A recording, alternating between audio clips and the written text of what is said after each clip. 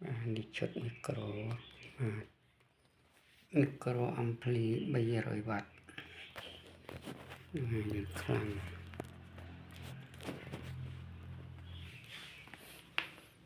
ម៉ោង50 ម៉ែត្រត្បូង50 ម៉ែត្រ4ត្បូង7ផឹង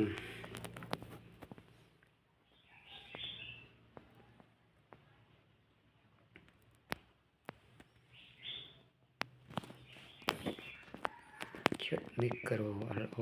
ឬខ្លាំង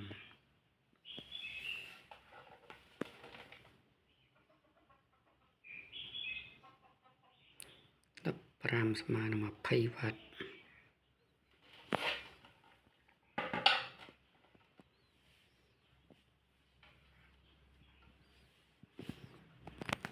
ឈុតនឹងលើខ្លាំង